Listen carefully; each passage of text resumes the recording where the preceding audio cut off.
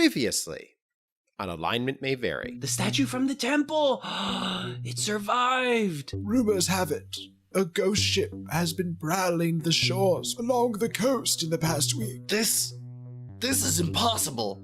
It says I killed 2 city guards, but I was yelling like a madman while wearing... A mask?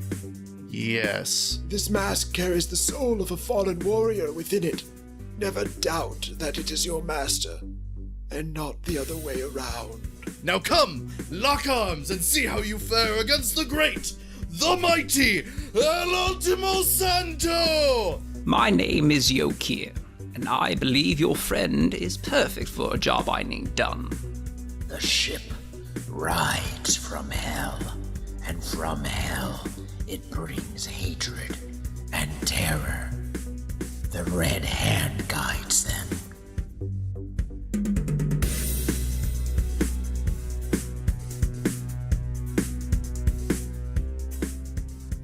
When we last left our adventurers, they were traveling back to the city of Andorin by the sea. It is well past midnight when they arrive. The bars are still collecting coin and delivering drinks, though, and they have little problem finding Joachir of the Yellow Robes at the poorly named Madame Friona's tea shop. They hand over the fake dragon's egg to him. He is not alone. He has brought friends to share information with our adventurers. Thank you for your service the other day. And never mind that the egg was a fake. The real target was the elf, whom we are now tracking through the Dragon Fang Mountains. But that doesn't concern you. I have called together some friends, people you should meet. Allow me to introduce Alice, leader of the Blackguard, and Philistrum Wonderkundoodle, proprietor of the local apothecary, Fur and Fangs. Alice inclines her head. She is a small, squat woman, whose small stature in no way disguises her strength. The muscles of her arms are well developed, and even this early in the day, she is wearing chainmail without discomfort. It is clear from a single look at her ice blue eyes that she is up to the task of leading the Blackguard. Philistrum Wonderkundoodle, meanwhile, is a gnome. The little man stands on his chair so as to see over the table at the companions. His hair is a wild tangle of curls, and his mustache extends far out before his face, and is exquisitely twisted into huge circles. Philistrum Wonderkundoodle at your service. So fantastic to meet you, and at such an hour. Positively innovative to meet so early. I'll not say no to a drink in the morning. We have to name this. It is between breakfast and sleeping. I'll call it bleeping. I like this one. D.Flu Flutter Shin Mai Tai. Aha! A one who speaks a good tongue. A Shia Shutter, Mia Shin Mai Tai. Where did you, of all people, learn to speak Gnomish? My mother worked at an apothecary when I was young. The owner was a gnome, and he taught me some. Do you know they have 75 words for describing the dew on flowers in the morning? 82 now. We added some more this year. Fascinating as that is, I think we're here for more troubling business. With these words, Alice lays out a map on the table.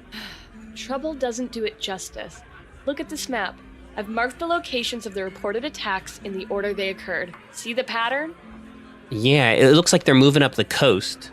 Towards Andorin. Well, that's quite disconcerting. Why don't you rally your Blackguard and face this threat? And what threat is it that we'd face? Ghosts? Pirates? Dracoliches? Half of my men are scared, not knowing what they face, and the other half think it all some elaborate hoax.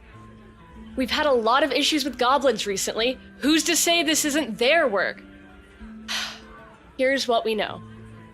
The villages that get attacked are left utterly devastated. I haven't been out myself to the sites, but travelers have been bringing horrid tales with them from along the coast. They describe burnt out husks of homes, bodies strewn everywhere, but no evidence of what happened. Oh, and tracks. Tracks that look like bony feet. The last attack had a survivor. I believe your guards have named him Yip. Yep. With a name like that, he's probably not very helpful at all. We probably shouldn't talk to him. I sadly have to agree. We don't know why, but he's fallen into a state of catatonia.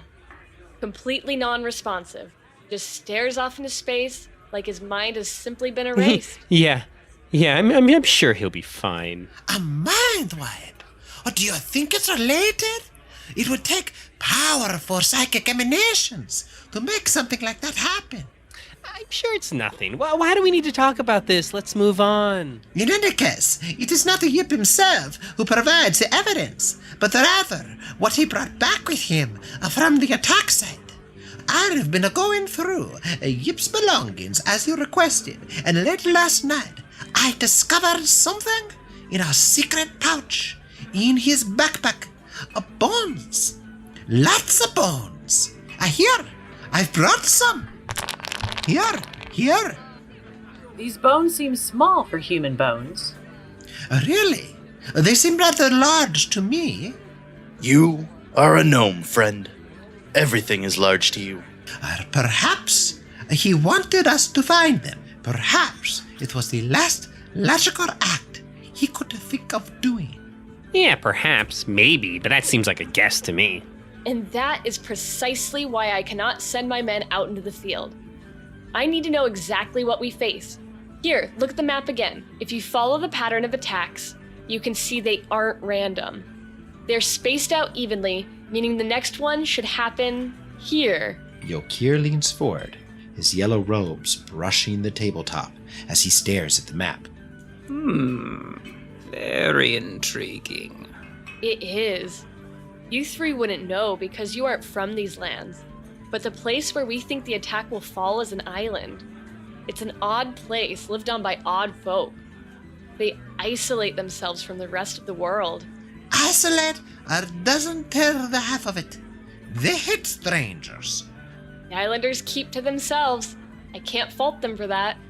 Maybe if you tell them they're in the path of a Dracolich or some other terror, they'll be willing to let you look around, maybe stage a defense. In any case, I think that should be your destination. Now, the morning wanes and I must be returning to my duties.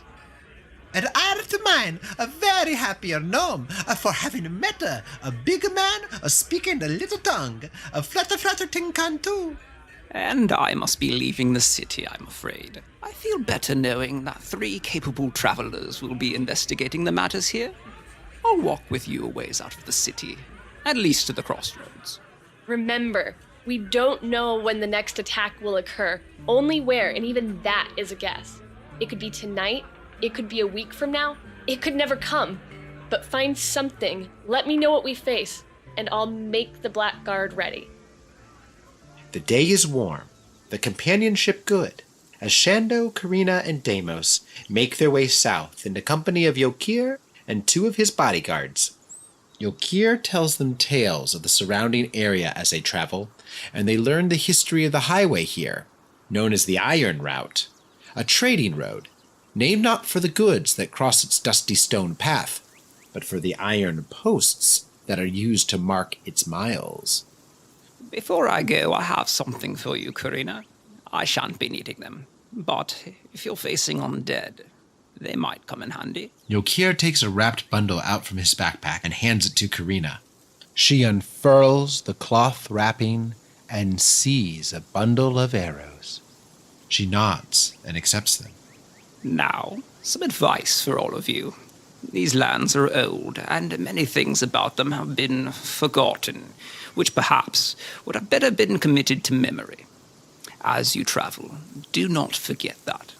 Whatever you may find or see in your investigation, be ready for anything. With that, Joachir leaves them, heading east for a difficult trek across the Dragon Fang Mountains and into the ancient lands of rest beyond, where he shall leave our story for a very long time. The 3 companions continue south. It is a bright spring day, crisp but sunny, and the light of the mid-morning sun makes the dew in the trees around them sparkle. Around midday, they come to a bend in the road, around which they see a wagon sitting to one side of the road, its hitched horses pawing patiently at the ground. The axle's broken on this wagon. I wonder where its owners are. I think I see them now. Indeed, beyond the wagon, a little ways off the trail, a young boy has his back to the group and is tending to a small campfire. Beyond him, just where the trees begin to grow close together, a man is working at a pit in the ground. He appears to be burying something. Suddenly the man turns and, seeing the companions, raises his hands in alarm. This isn't what it looks like. Really? It isn't a man mysteriously burying a body in the woods? Well, I suppose it is at that.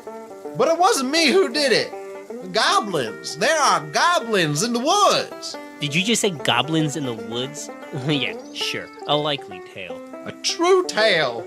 My son and I, that's him over there. We were trying to deal with a broken axle on our wagon. We're merchants making our way down the coastal road, you see, when this man, he comes stumbling out of the wood, bleeding from his gut enough to fill a wine cask. He managed to tell us there were goblins in the woods. Before he passed away, I figured it wasn't right to leave him, not unburied, not to mention I don't want him attracting owlbear, not while we're stuck out here. Remember Alice said something about goblin attacks? This man could be telling the truth. He does dress like a merchant. And the wagon is broken. Perhaps we should help them. Here, what's your name? Gilfriend, they call me. My boy is Gilmont. Quiet lad, don't say much, but he's a hard worker. Helps his pa on each trip we make down the Iron Route. So, you believe me then?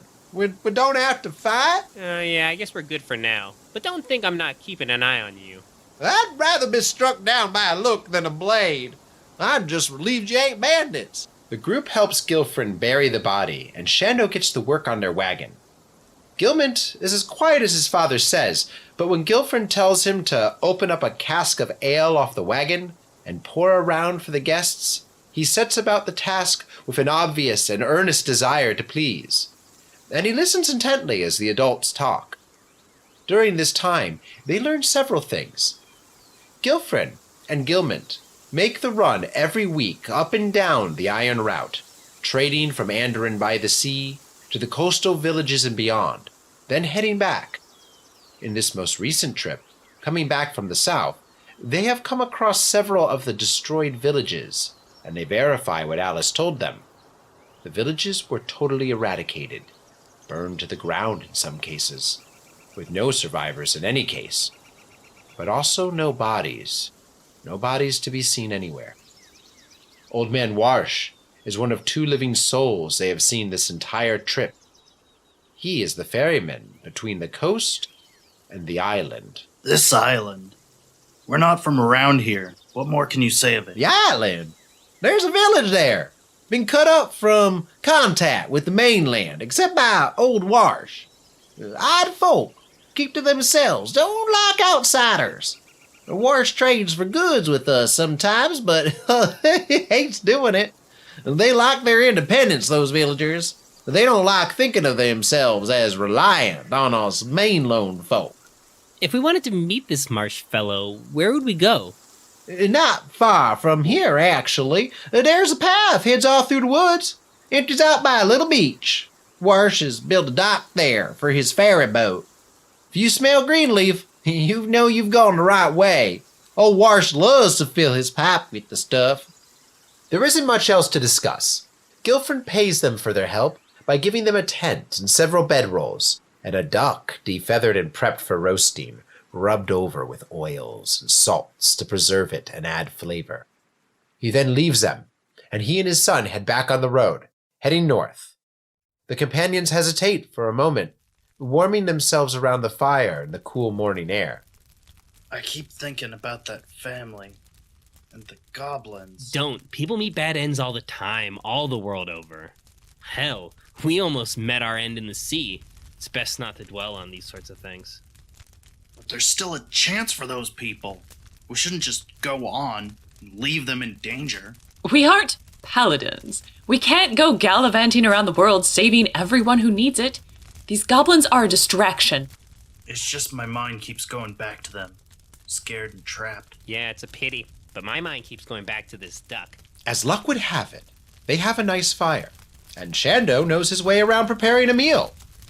Soon their mouths are watering at the smell of the bird, its fat crackling over the fire. Salt and herbs bake into heat, coating the air so that they can taste the spices in the back of their mouths, even before the bird is done cooking. Finally, Shando pulls it from the fire and begins slicing large hunks of meat, which they eat with their fingers, licking the hot juices from their hands and wiping them on leaves stripped from the nearby trees. Karina finishes first and is staring off through the trees when she is asked to make a perception roll. Hey, Shando, Deimos, there is something out there. Looks skeletal. I'm gonna go check it out. Stay here. Karina makes another roll as she approaches, this time for stealth. Karina manages to get directly behind the creature, and she sees that it is a kobold, eating the remains of a human arm and wearing a suit made of bones, glued to leather. It even has sandals made from foot bones. Should I try to knock it out? Capture it, maybe? She can try! Karina tries to get close enough to wrap her hands around the creature and subdue it. Ah, shit. A twig snaps under her as she moves forward. The kobold leaps up in surprise, sees the demon lurking behind it, and squeals in fear. Kobolds are not strong creatures alone, especially not out in the daylight like this. They are nocturnal hunters, pack hunters. This one is in no mood to fight alone, and he darts away quickly into the forest. Can you get it from here? Ugh, you've really got to stop getting in my head like that. Where are you? Don't worry, I'm close by. I've been keeping tabs on you. That's disturbing. Don't do that. Well, someone's got to keep an eye on you. Look, you don't know if this kobold has buddies hanging around nearby. We have to stop it. That's easy for you to say. It's a fast bugger. I don't think I can catch it. Is that bow on your back just for show? I suppose it isn't. Karina draws her bow. She fires off an arrow, and she rolls her dice well, landing an arrow in its knee. The kobold passes out from the pain. Nice shot. Thanks. Now get out of my head. We'll be right over. Interrogation is my speciality. Presently, Deimos and Shando appear at Karina's side. Deimos bends over to shake the kobold awake. Hey, little guy, wakey wakey. So tell me, what were you doing in these woods? It hurts! Demon woman shot my leg! Hurts like I'm gonna die! Whoa, yeah, that looks bad, but it could be worse, right? You could be dead. No! No, don't kill me! Look, we just want to talk. Take out the pointy! All right, I guess I could do that. Hold still. No, don't touch it! No, don't touch it! Bad man! Interrogation is your specialty, huh? Step aside, Deimos. Listen, little creature. Tell us why you were wearing those bones, or I'll smash yours to splinters. I talk to Big Man! You don't worry! I tell Big Man all! Better do it faster. Ixis! Ixis, tell us to come this way! Tell us to where are the bones! I scare the villagers a big time. He, the big hobgoblin boss. Tell all the goblins in the cave what we gotta do. Ixis is great. Ixis is powerful. He could heal in all my hurt with his magic. You heal all my hurt? If you answer my questions, what does Ixis want? You want us attack the island village? Night after this one, many clicks of the clock. Why are they attacking the village? They're looking for something. The big shiny. Many treasures, I think. Many treasures.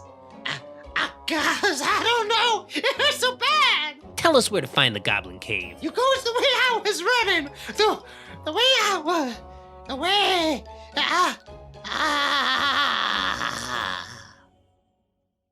Dead. Blood loss. Without another word, Shando starts walking in the direction the kobold pointed out. Whoa, big guy, where are you headed? Thought it over. Fate is telling us to go to this cave.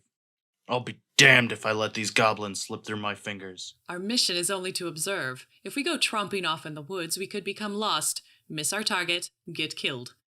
Maybe at this point we should just go back to Alice, report what we know, and get ready to defend the city. And leave an entire village to die? With the bones that were found and the skeletal footprints, it's probably undead that are attacking the villages. How are we supposed to fight the undead? I don't think that's right. I think the undead are actually kobolds like this, disguised as the undead to, I don't know, frighten the locals? You heard the kobold. He scared the men big time. Shando actually has a point. Which means if we take out these goblins, then we can divide the kobolds' forces. Take out the reinforcements before they ever have a chance to join the fight. We'll be doing the city a huge favor, and might make our lives easier when we investigate the village. All right. Who can track these goblins? It turns out Shando has the skills necessary to track their quarry, and the dice rolls to back them up. His successful survival rolls track the goblins into a swamp, where eventually they come to the entrance to the goblins' cave. It is not yet night when they arrive, which is good for them, because goblins prefer to fight at night. Now the three crouch on an outcropping above the cave and watch as a kobold approaches the entrance below them, where a goblin guard glares at him sullenly. You're far from home, little lizard man. Little goblins better watch their tongues, lest I tell Ixis and he come rip it out. Your people, they ready to march tonight? We always ready. Then you tell Uth to organize his troops. And good luck, in case Uth not be in the mood for messengers and decide to skin you alive. Did you hear that? Uth! That's the bugbear that busted up our ship. Shh, quiet. The kobold slinks away into the swamplands. The goblin curses him and enters the cave, and the players slide down behind him, dropping in front of the cave entrance, ready to sneak inside and bring justice to these fiends. Hold up. It's pitch black in there. I don't know about you, but I can't see in the dark. I can. Karina scouts ahead in the dark cave. Almost immediately, she hears goblin voices coming from about 25 feet in front of her, where the passage twists to the south. Here, the rocks have formed a natural barrier, and two goblins crouch behind it. Guards. Karina hesitates, then takes a deep breath. Thaumaturgy is a power many tieflings have, which comes from their devilish blood. It creates magical effects that enhance the user's appearance. Karina draws upon it now to give herself fiery demon eyes and a rumbling echo to her voice. Then she strides forward. I have come to speak with Uth. Isaacs has sent me. Direct me to Uth immediately, or face the consequences. Holy shit, George. Look at this one. Is she a demon? Huh. I don't know, Jack. Yeah, I'd say the flaming eyes are a bit of a clue. Damn, I'm tired of this shit. Things were better before Uth killed Puss Bottom. There weren't no demons or lizard folks or orders to march out into the farmlands and take prisoners. Yeah, but Uth's in charge now. And he said no one gets to enter. So what do? You know the rules. The biggest alpha is the one we obey. It's kind of a goblin thing, right? Uth killed Puss Bottom, and we answered to Puss Bottom. But Uth answers to Ixis, and this is clearly Ixis's messenger. Plus, she looks mean and unhappy. Hey, listen, lady, can you give us a sec? We have to talk through this again. We'll be right back. At this moment, Shando comes forward, holding a torch. Holy shit, look at the size of that one, George. Oh, no, this is too much. I'm gonna sound the alarm. Let's let Uth come out and sort it all out. No! This is...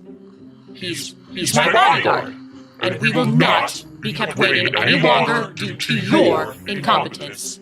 Uth is expecting us, so we will pass this way, and we will not be hampered.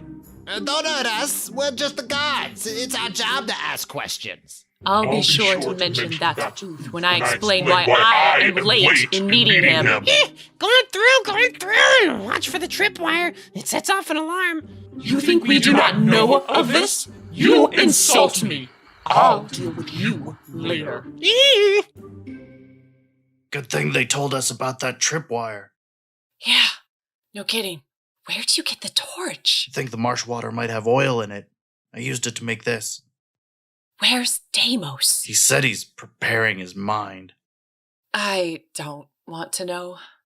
Listen, just follow my lead and don't say anything. Karina and Shando progress deeper into the caves, stepping over a thin line of tripwire as they enter a larger cavern. This chamber is empty, save for the discarded remains of the goblin's latest victims, and a wolf pelt that forms a door. The pelt gets roughly shoved aside, and from behind it emerges another goblin, this one bigger and infinitely more suspicious. I don't remember seeing you two blokes before. What are you here for? We are here on behalf of Isaacs. Is that so? And what's lovely Ixus got to tell us? Impudent goblin, his message is for Uth, and Uth alone. Ah, I see. Well, then what's the password? 1 second. Crap, what do we do? I mean, we have to guess it, right? It could be literally anything. Then get ready to fight. The password is D-Doc Flu, Flutterfichinchin Maitai.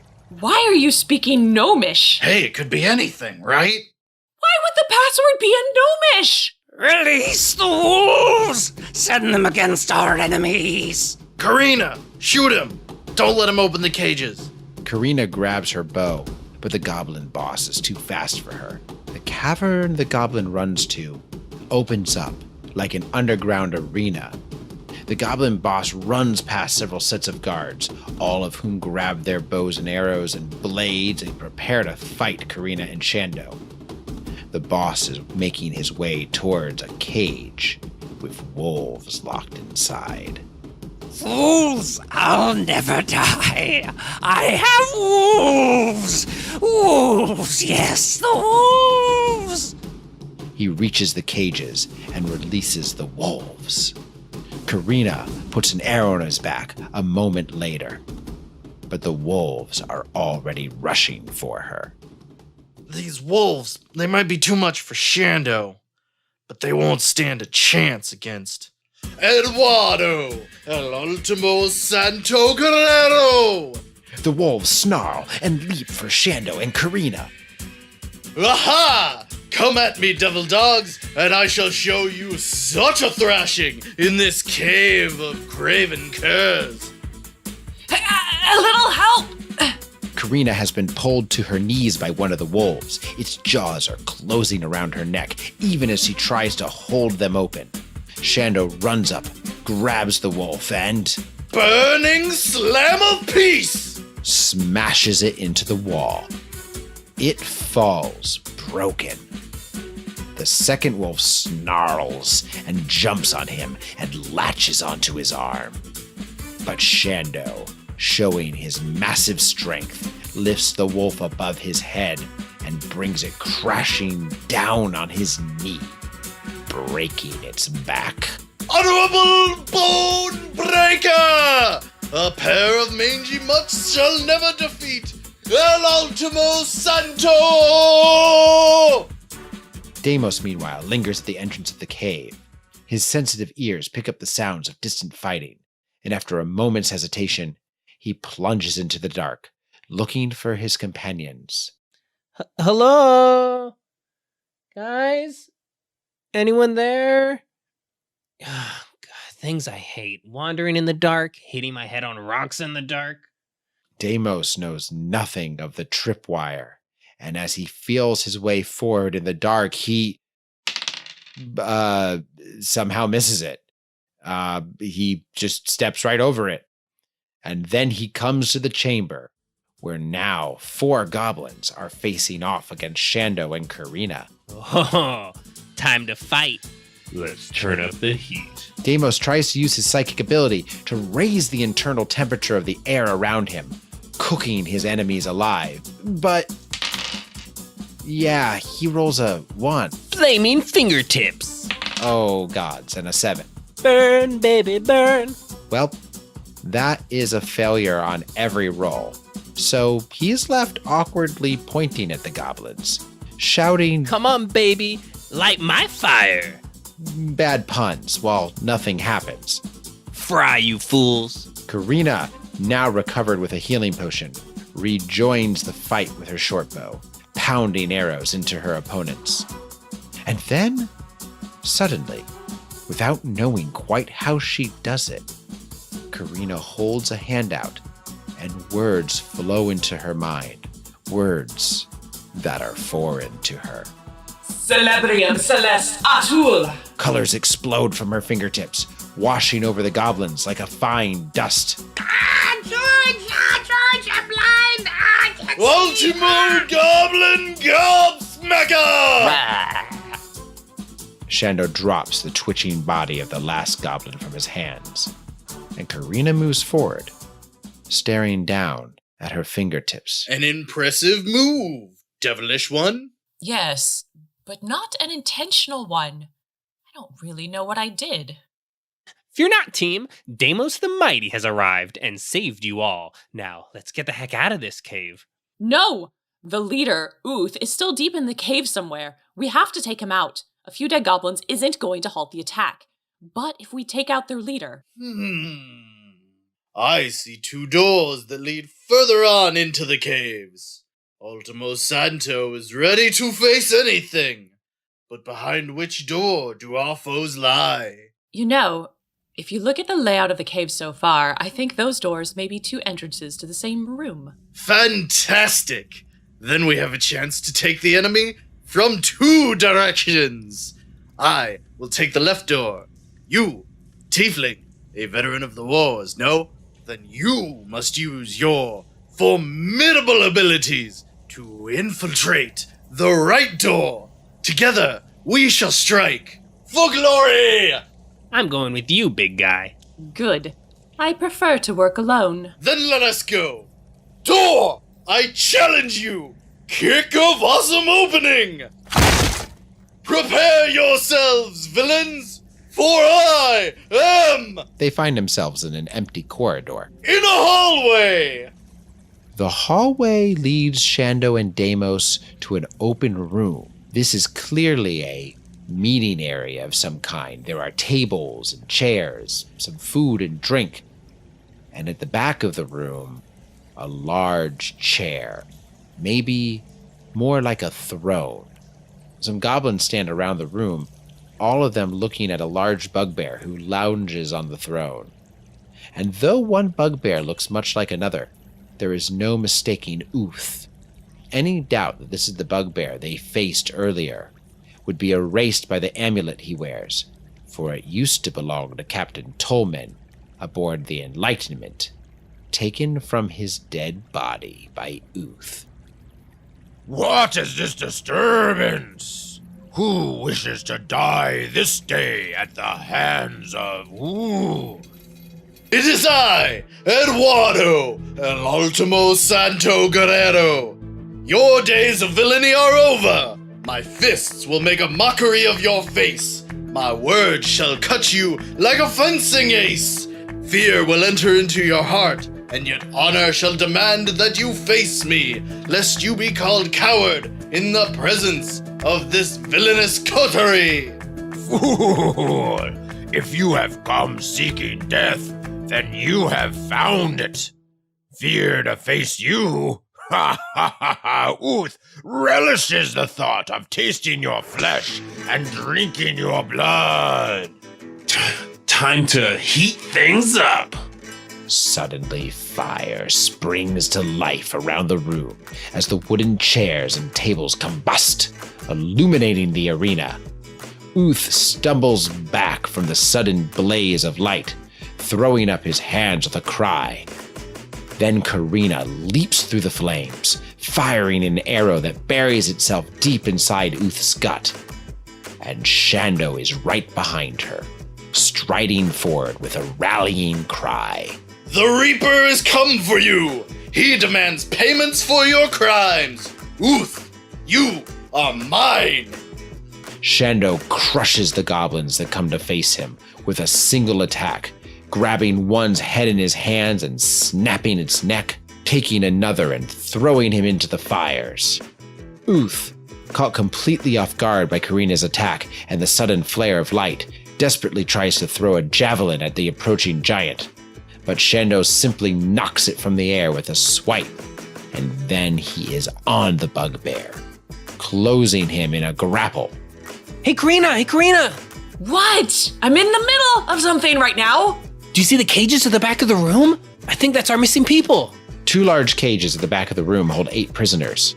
Most of them are children or younger men and women. A single goblin stands by the cages awkwardly, not sure what to make of these newcomers.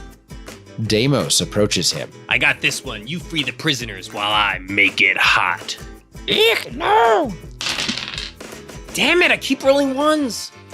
Deimos continues to point at the poor confused goblin, yelling his various statements about heat. But nothing happens. Deimos is not rolling well again. Still, the goblin is terrified, letting out a squeak with each dramatic, if pointless, gesture Deimos makes. Time to burn it up. I surrender. Feel the burn. I do, I swear I do. And meanwhile, Shando has Uth in a headlock. You thought you could move about this world, freely murdering and laying siege to all that is good and right? You thought such deeds would go unpunished? We are the chosen ones. You humans think you are better than us because you are clever? You write rules and call them laws. You protect a weak and call it civilized. But that is not the way of the world. Only the strong triumph. Uth will show you the truth of this. No. Uth will die here, among filth, as soon as his goblins have finished eating the meat from his bones. Ultimate finishing move! Santo Strike! Shando releases the chokehold he has on the bugbear suddenly, taking the creature off balance. Using this to his advantage, he shoves the bugbear's shoulder, spinning him around and making him vulnerable to an uppercut, which Shando delivers with all the force of a runaway horse. Oh, and he crits on the attack, resulting in 27 damage in one hit. That's a lot at low level. The blow obliterates Uth's chin, destroying his lower jaw. Uth gurgles once and dies, falling backwards to land on a table, crashing through it. Good riddance, foul creature. You were not a worthy opponent. I am almost done freeing the prisoners. And I have a prisoner of my own. I surrender 3 times. Quiet. Do you hear something? Even as Karina springs the lock on the final cage, from deeper in the caves, they suddenly hear the sound of goblin cries. Deimos' prisoner looks nervous. Medica, if you not get out of here soon, you not survive long. We can take him. I'll just turn on the heat. Stop saying that! Nothing is happening. Maybe I'm not saying it loudly enough? Little goblin, you are very lucky today that we have other business to attend to. Do not cross our paths again. El Ultimo Santo knows you plan to attack the village on the island. Remember this! El Ultimo Santo will be there, and he will be very angry if he finds you there. Attacking the island. That was Oof's plan. But Oof dead now, so we have no reason to go there. We stay. We go back to the way things were. Did the way things were include kidnapping women and children? Like these? Sometimes. No longer! Remember, El Ultimo Santo will be watching. Tell your friends that. The name of El Ultimo Santo shall be taught to children as a warning against ever doing anything bad. It's time to go. Before they leave, Deimos grabs a trophy. a silver dagger Uth carried at his side. Then the group quickly flees the caves, leading the kidnapped women and children with them. As they exit, they can hear the goblin behind them, trying to come up with some story to tell his brethren. Hey, it's good to see you guys. What? Oh no, yeah, everything's fine here. Well, I mean, Uth isn't fine. He's dead actually. How'd that happen? Oh no, bad gas. Oh yeah, really bad gas. Hey, so about that attack. We're supposed to do tonight. By the time the group exits the cave, the sun is high in the sky. The morning is gone, and much of the day yet remains, but still, this is no time to halt. The attack on the island will fall tonight, and the companions have the whole swamplands to cross yet. Shando turns to the prisoners, singling one out. May we ask a favor? If I'm able to help, I shall endeavor to do so. These women and children need to return home, but we have pressing business to attend to beyond the swamplands, and I fear we have no time to lead them from this place. Say no more. I'm a ranger. Didn't mean to get mixed up in all this, but I shall get these folks to their homes quickly and safely. Whatever is going on with these goblins, it will come to a head in the island village tonight. When you return to Andoran by the Sea, find Alice of the Blackguard and tell her this. It is not undead attacking the villages. It is goblins and kobolds, and they are being led by someone powerful named Isaacs. We will try to stop them at the village, but we need her support. I will take that message as fast as I can. If you are heading for the island, be careful. It is not a safe place for outsiders. So we've been told. With that, the two parties go their separate ways. The enemy has been driven from their hovel. The innocent are safe. The slaves are freed. It is time for El Ultimo Santo to be at rest once again. Shando reaches up and pulls off his mask. He seems dizzy for a moment, shaking his head as if to clear it. You feeling okay, big guy? You remember what just happened? Well, I'm not bleeding. The others are standing. We seem to have rescued some prisoners. Santos did his job. Yeah, speaking of which, why did we save those people again? I mean, not to be rude, but those prisoners were probably level 1 townsfolk at best. Because it was the right thing to do. And the three companions head south to find Old Man Warsh. However, they will soon discover that the island holds a deeper mystery than they had first suspected.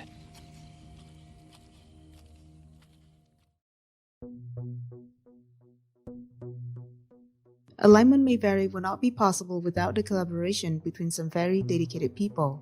The scripts are written by Jonathan Starr and Morgan Knight based off of Jonathan's original blog posts. The voice of Joachir and Goblin Boss was Ryan Malone. Aubrey Starr voiced Alice of the Blackguard, and Stalker played Chav. A full voice cast, music credits, and our other D&D and game-related projects can be found on our website at alignmentmayvary.com. We'd love to hear from you, so send us your comments and questions via Twitter or through our website. If you would like to support us and our many projects, please consider donating to our Patreon page.